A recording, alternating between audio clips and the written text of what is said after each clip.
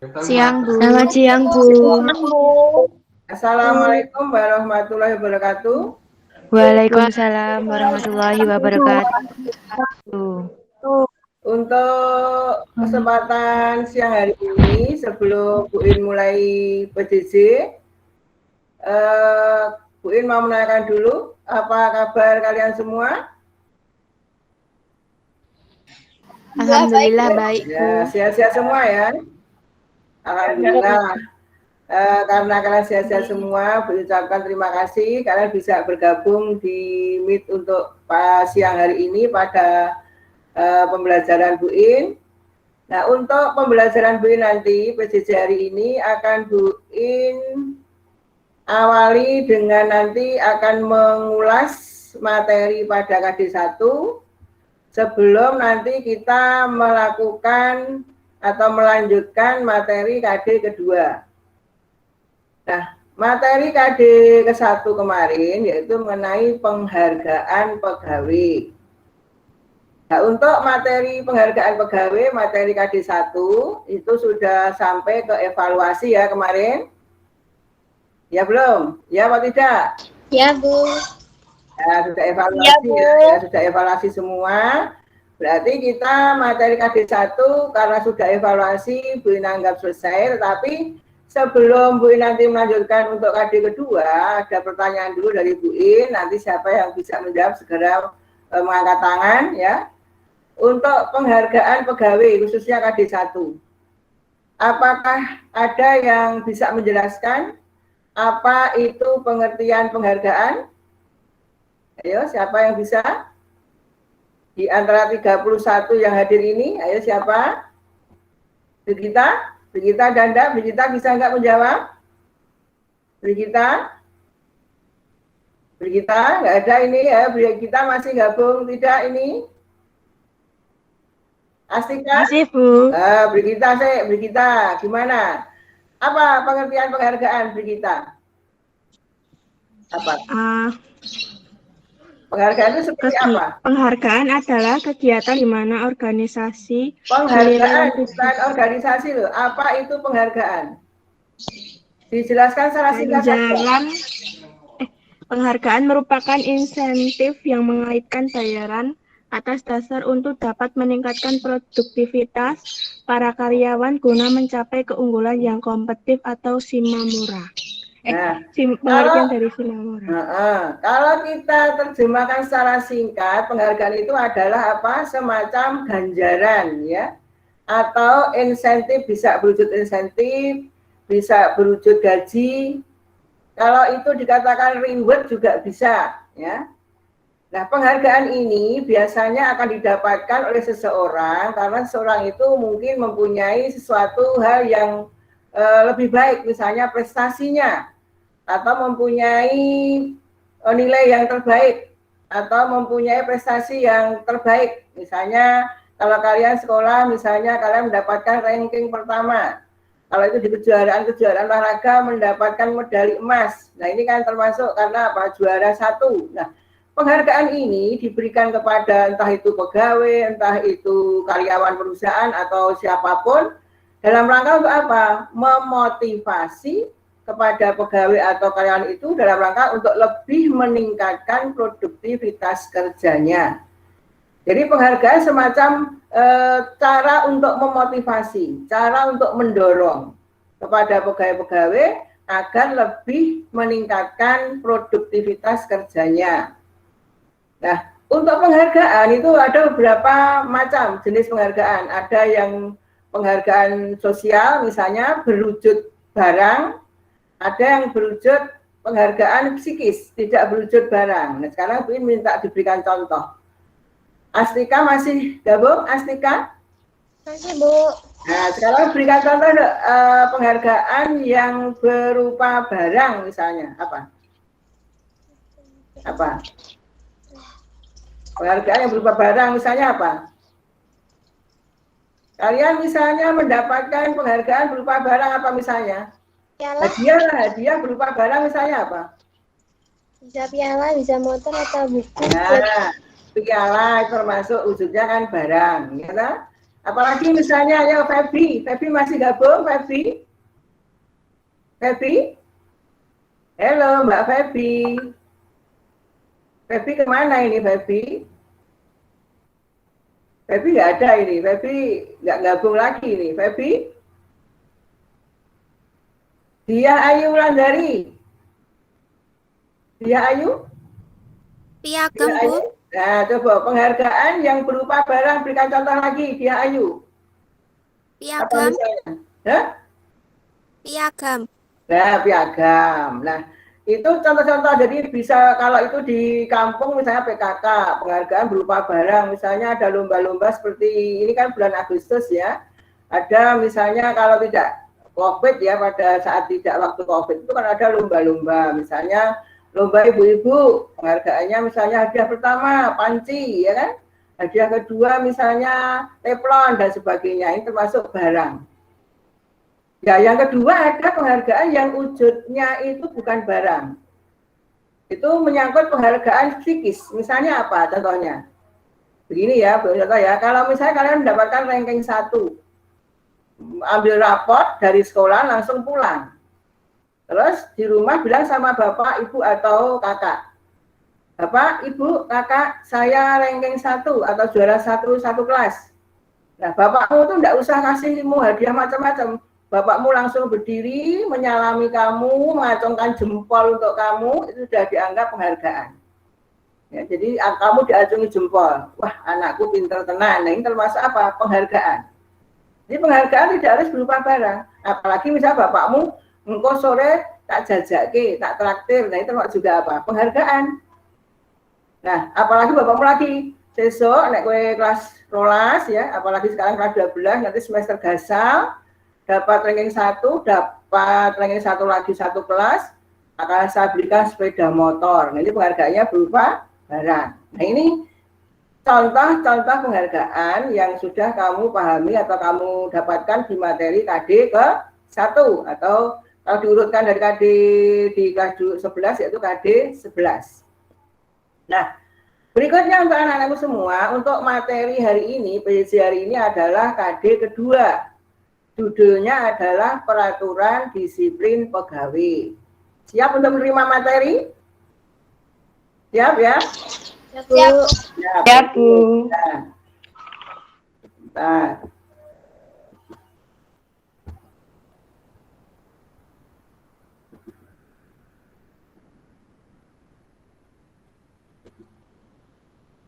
Kelihatan tidak anak-anak? Kelihatan, Bu. Kelihatan. Jelas belum tulisannya? PowerPoint-nya jelas tidak? Jelas, Bu. Jelas, oke. Terima kasih. Nah, sekarang perhatikan ya. Untuk bab kedua atau KD 2 atau KD 12 pada semester gasal ini adalah disiplin pegawai. Yang pertama, kamu harus bisa menerapkan disiplin pegawai. Yang kedua, untuk keterampilannya kamu harus melaksanakan disiplin pegawai. Jadi setelah mengetahui, dari pengetahuannya, sudah paham, kamu bisa menerapkan atau melaksanakan bagaimana disiplin itu. Bisa kamu terapkan di sekolah, tidak hanya di perusahaan, tidak hanya di pemerintahan kantor, tapi bisa di sekolah. Nah, sebelum kita lanjutkan ini, disiplin pegawai ini, kamu harus tahu mengenai dulu, yaitu apa itu disiplin pegawai. Ini.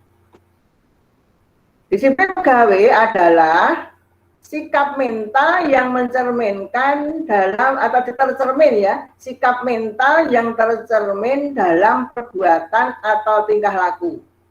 Jadi disiplin itu bisa tercermin, jadi kelihatan dari apa?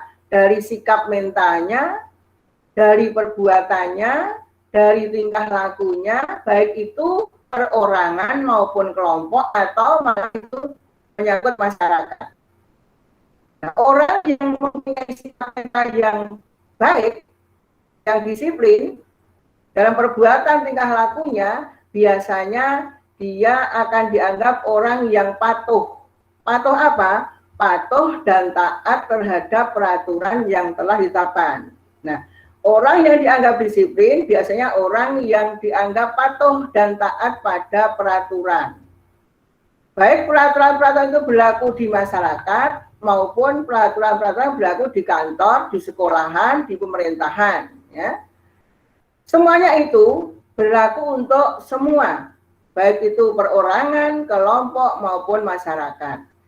Nah, itu nanti diwujudkan dalam ini, etika, norma, kaidah. Etika, norma, kaidah ini adalah berlaku di masyarakat bisa, di kantor bisa, di perusahaan bisa, ya, di pemerintahan bisa, atau organisasi yang lain bisa. Ini mengenai definisi disiplin pegawai. Jadi sikap mental yang tercermin dari perbuatan diwujudkan nanti orang itu taat dan patuh. Jadi orang yang taat dan patuh dengan peraturan itu dianggap orang yang disiplin. Ini definisi disiplin. Yang pertama, untuk dasar hukumnya kalau kita itu melaksanakan disiplin itu ada 6. Dasar hukum yang menaungi disiplin pegawai adalah ada 6. Yang pertama, Undang-Undang Nomor 43 Tahun 1999. Yang kedua, Peraturan Pemerintah Nomor 8 Tahun 1974. Yang ketiga, Peraturan Pemerintah Nomor 53 Tahun 2010. Yang keempat, Keputusan Kepala BAKN Nomor 02 Tahun 1999. Yang kelima, Keputusan Presiden Nomor 67 Tahun 1980. Dan yang terakhir, yang keenam, Surat Edaran Kepala BAKN, yaitu Badan Administrasi Kepegawaian Negara ya, nomor 23 garing Romawi SE garing 1980. Jadi saya ulangi, Surat Edaran Kepala BAKN nomor 23 garing SE garing 1980. Ini hukum dasar yang menaungi pelaksanaan disiplin pegawai, baik itu di kantor, perusahaan, atau di pemerintahan. Berikutnya yang ketiga adalah bahwasanya setiap pegawai dimanapun dia bekerja itu mempunyai kewajiban dan larangan.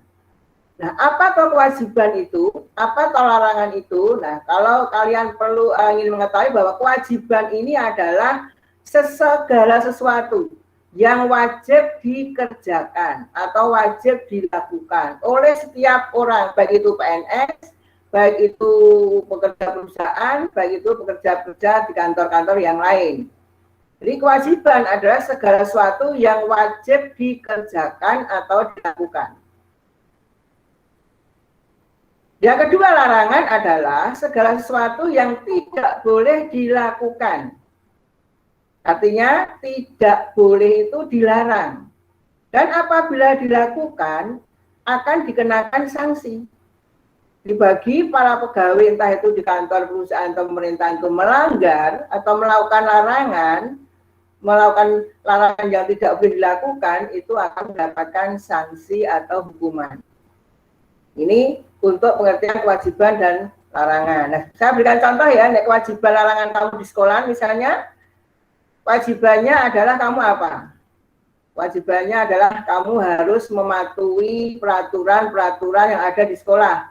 Contoh, harus memakai seragam sekolah. Ya tak? Harus mengikuti proses belajar mengajar. Harus kalau dulu ada SPP bayar, ya wajib membayar SPP. Kalau sekarang ada, sudah gratis ya. Wajib mentaati semua peraturan yang ada. Itu namanya kewajiban. Sedangkan larangannya adalah yang tidak boleh dilakukan di sekolah itu apa? Misalnya, contoh, tidak boleh merokok di lingkungan sekolah, itu bagi anak-anak yang pria. Yang kedua, misalnya tidak boleh membawa senjata tajam di sekolahan. Tidak boleh bolos, termasuk apa? Larangan. Nah, kalau larangan ini dilakukan, apakah ada sanksi? Ada. Anak bolos juga ada sanksinya, ya toh? Tidak. Misalnya kalian merokok di sekolah juga ada sanksinya, mungkin ada. Entah itu biasanya sanksi itu kalau itu di sekolah lewat BP dulu, nanti BP nanti ada sanksi yang lain atau hukuman-hukuman yang lebih berat karena ini termasuk pelanggaran. Nah, ini bedanya kewajiban dan larangan. Berikutnya, untuk pelaksanaan tadi, misalnya ada kalian melanggar. Ada pegawai yang melanggar, Ada pegawai yang melakukan larangan atau menjalankan larangan yang tidak boleh dilakukan. Ini nanti biasanya dia akan dikenakan hukuman disiplin. Nah, pelaksanaan hukuman disiplin itu apa tujuannya? Jadi kalau kalian mendapatkan sanksi, kalian mendapatkan istilahnya reward point yang kurang baik di sekolahan, ini apa tujuannya? Kalau itu menyangkut pegawai negeri sipil apalagi ya, atau aparatur sipil negara, apalagi itu pegawai perusahaan atau pegawai-pegawai yang lain di kantor yang lain itu, kenapa diberikan hukuman disiplin? Nah, biar tidak melanggar kan. Nah, biasanya kalau ada hukuman disiplin ini biasanya pegawai-pegawai itu dalam rangka untuk apa? Nah ini, kita melaksanakan disiplin pegawai itu adalah dalam rangka untuk mewujudkan PNS atau ASN yang handal atau pegawai kantor, pegawai perusahaan yang handal, yang profesional, yang bermoral dalam menyelenggarakan pemerintahan. Jadi diharapkan para pegawai-pegawai itu mempunyai atau menjadi pegawai yang handal, yang profesional, yang bermoral. Nah, apalagi kalau itu menyangkut pegawai negeri sipil di sini, khususnya di sini, yang dibahas di sini. Pegawai negeri sipil di sini, khususnya yang dibahas untuk materi ini adalah karena dia pegawai negeri khususnya ya, dia harus menjadi pegawai negeri yang handal, yang profesional, yang bermoral. Karena apa? Dia sebagai unsur aparatur negara. Nah, karena sebagai aparatur negara, pegawai negeri sipil itu dituntut untuk apa? Minimal ini setia kepada Pancasila, Undang-Undang Dasar 45, negara dan pemerintah.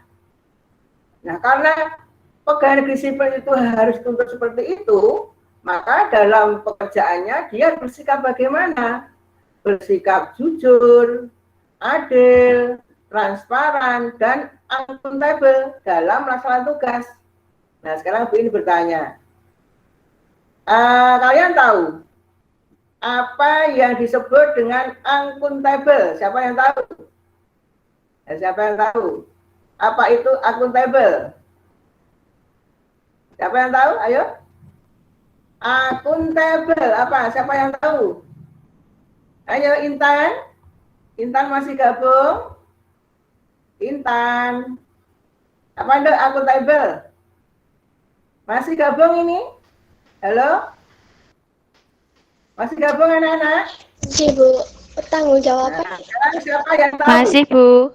Siapa yang tahu akuntabel? Akuntabel itu apa? Bertanggung jawab, Tanggung jawab, Bu. Nah, tanggung jawab. Jadi kalau kalian melihat ini tadi, nah, bahwa setiap pegawai harus mempunyai tanggung jawab. Artinya tanggung jawab itu begini, contoh yang mudah ya. Misalnya kalian diberikan tugas dari Bu In.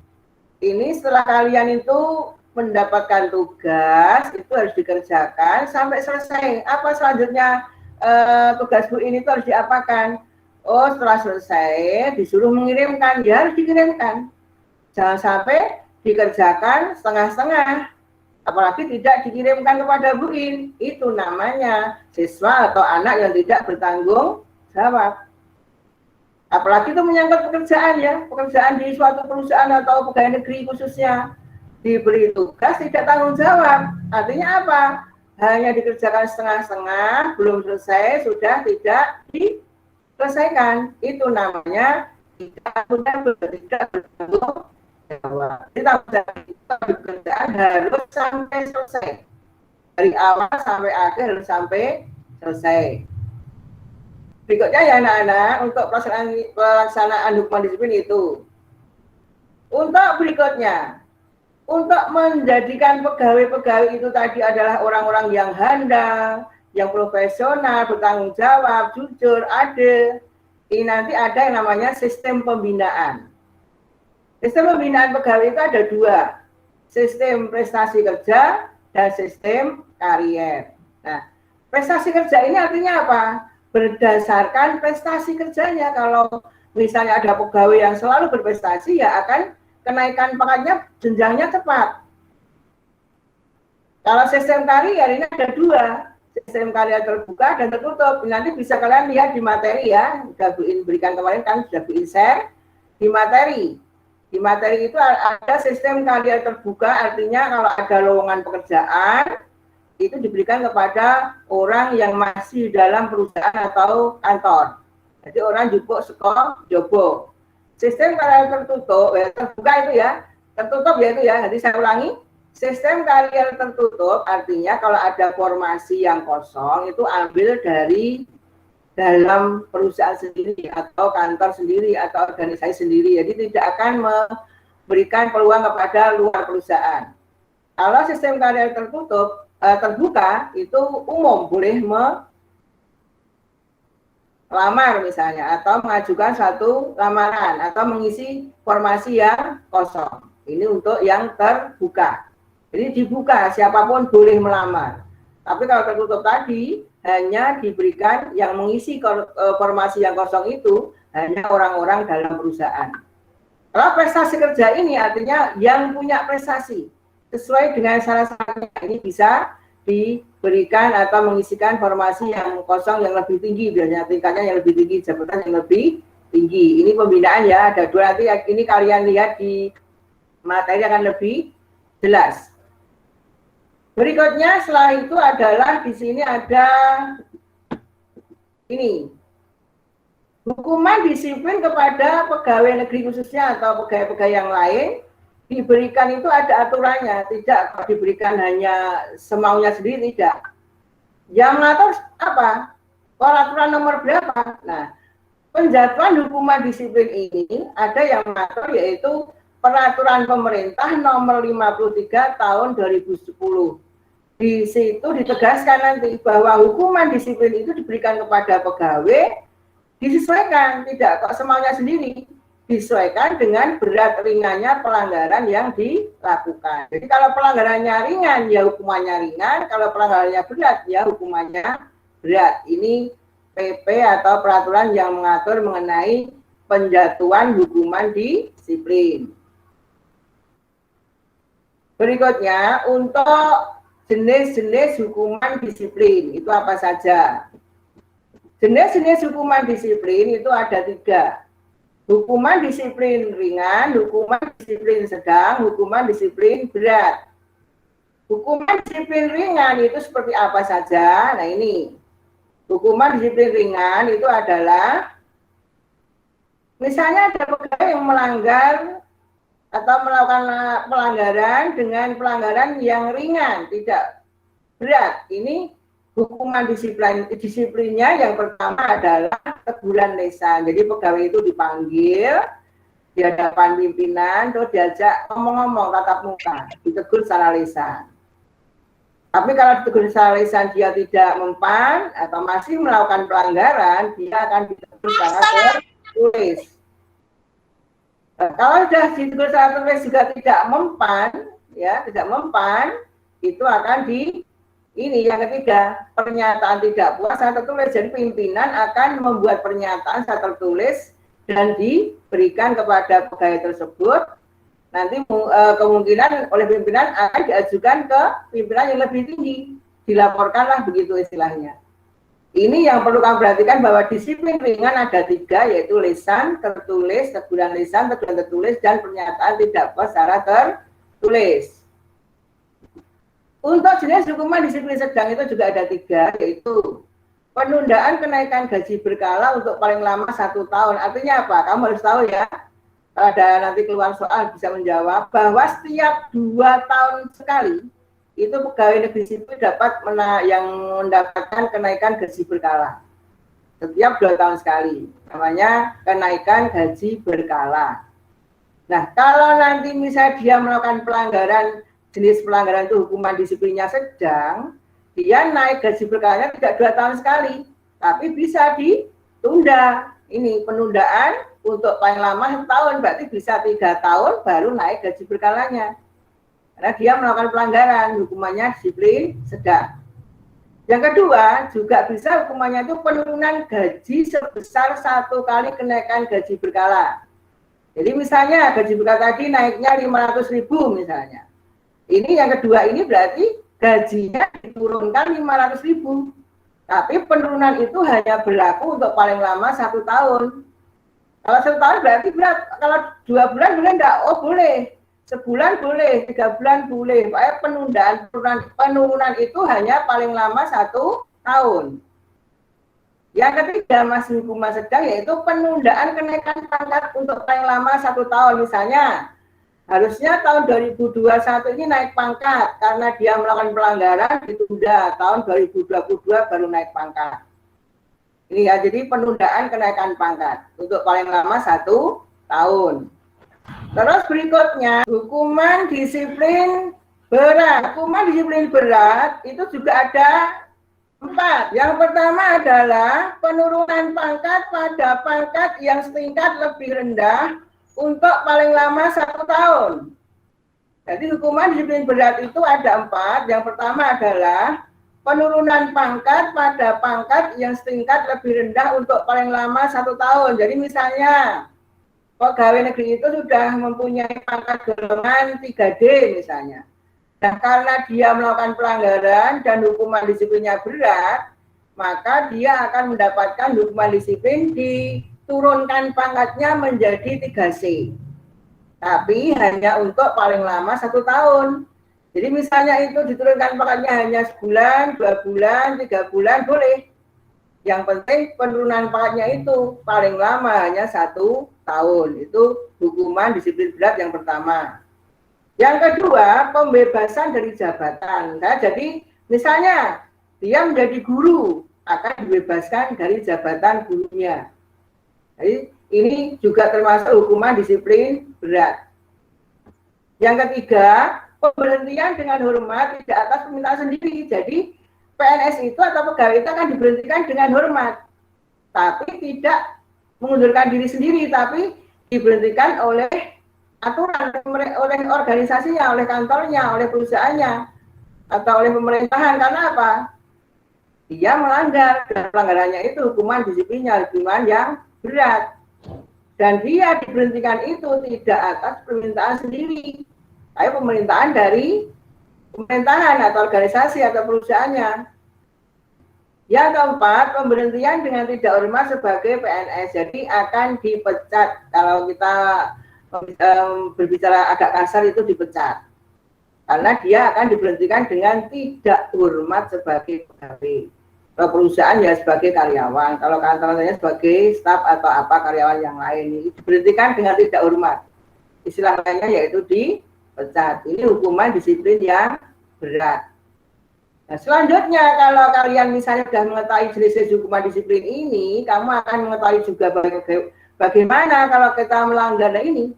Pelanggaran-pelanggaran ini harus kamu harus tahu, dan larangan-larangan kewajiban juga harus tahu. Karena apa?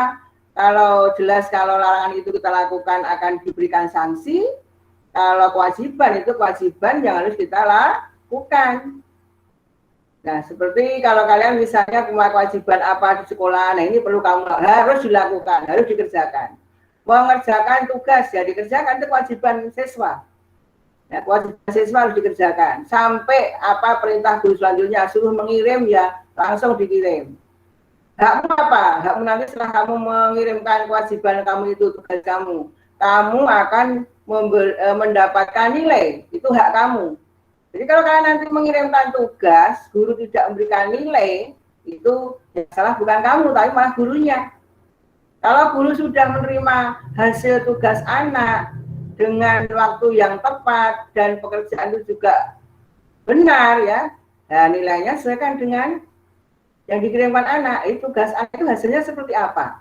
Nah, nilainya seperti apa? Ini sesuaikan dengan kondisinya. Jadi kalau itu pekerjaan itu benar, bagus, waktunya tepat, ya nilainya akan tinggi. Tapi kalau suruh mengirim tugas lama, tidak dikirim-kirim, waktunya sampai berhari-hari baru dikirim, apalagi misalnya ada guru yang memberikan batas hanya sampai jam 8 malam, ada yang mengirim jam 12 malam, atau malah jam 1 pagi baru mengirim, nah ini namanya kamu tidak bertanggung jawab tadi, tidak akuntabel. Jadi harus tepat waktu, jadi mengerjakan tepat, sesuai dengan waktunya, tepat waktu, dan lengkap sesuai dengan yang dikerjakan, hasilnya betul dan memuaskan, itu namanya kamu akan menjadikan kewajibanmu kamu lakukan dan mendapatkan hak, yaitu nilai yang terbaik. Ini hukuman disiplin berat. Nah, hal inilah yang nanti dibahas di KD kedua. Di mana KD kedua nanti materi sudah bisa kemarin, tugas kalian adalah nanti ini ya, jangan sampai lupa. Nah, ini untuk tugas nanti kamu akan ini, berikan tugas di sini ini. Ya. Nih. Bentar ini. Tugas kalian hari ini adalah hanya ini. Kalian lihat tugas ini nanti Undang-Undang Nomor 43 Tahun 19 sampai Surat Edaran Kepala BAKN Nomor 23/SE/80 itu isinya mengenai apa?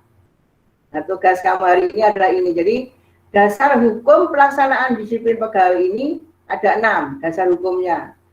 Ada undang-undang ini nomor 1 sampai 6 ini kamu terjemahkan di belakangnya. Jadi Undang-Undang Nomor 43 Tahun 1999 mengenai apa, tulis belakangnya. Begitu sampai 1, 2, 3, 4, 5 selesai.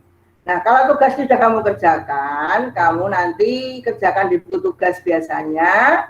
Jangan sampai lupa diberi hari dan tanggal mengerjakan hari ini. Berikan batas waktu. Setelah ini kamu kerjakan ya, kamu foto ya berapa ini ya, kamu foto hanya 6 ya, 6 tugas ini kamu foto hasilmu itu, kamu kirimkan ke Bu In. Bu In beri batas waktu, ini sudah jam 11.58 ya.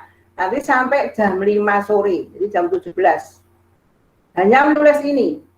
Kalau kalian tidak mengirimkan, kebangetan. Karena apa? Hanya beberapa kalimat saja. Tinggal meneruskan. Paham semua anak-anak? Tugasnya paham? Paham, Bu. Ini ya, tugasnya paham ya. Jadi hanya ini, mengisi belakangnya. Ini mengenai apa, mengenai apa, mengenai apa.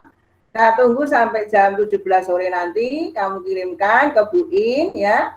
Jadi jangan sampai nanti kalian itu misalnya sudah jam 5 belum mengirim. Ya, jangan sampai jam 5 belum mengirim. Nah, untuk materi hari ini Bu In cukupkan sekian. Apa ada pertanyaan? Ada pertanyaan? Ayo, siapa yang mau bertanya silahkan, masih ada waktu. Ada pertanyaan tidak, anak-anak? Tidak, Bu. Tidak ada. Bu. Ya, kalau tidak ada pertanyaan ya, saya ucapkan terima kasih untuk kalian semua untuk siang hari ini. Pesan Bu In ya, di rumah tetap jaga kesehatan, makan makanan yang bergizi ya, tetap patuhi prokes, protokol kesehatan itu ada 5M. Satu apa? 5M Mencuci tangan, memakai masker, menjaga jarak, makan makanan yang bergizi. Nah, 5M. M yang keempat apa? Satu ya, memakai masker benar. Yang kedua, mencuci tangan pakai sabun. Yang ketiga, menjaga jarak. Yang keempat apa? Siapa yang tahu? Menjauhi Kerumunan. Yang terakhir, mengurangi mobilitas. Jadi tidak pergi kemana-mana dulu ya, agar kamu tetap jaga kesehatanmu, karena ini masih suasana COVID ya, karena ini sudah istilahnya Kabupaten Klaten masih level keempat. Kamu harus hati-hati ya, jaga kesehatan, patuhi prokes 5M tadi. Bu In ucapkan terima kasih atas perhatian kalian semua ya, jaga kesehatan. Terima kasih atas perhatiannya. Wassalamualaikum warahmatullahi wabarakatuh. Waalaikumsalam warahmatullahi wabarakatuh.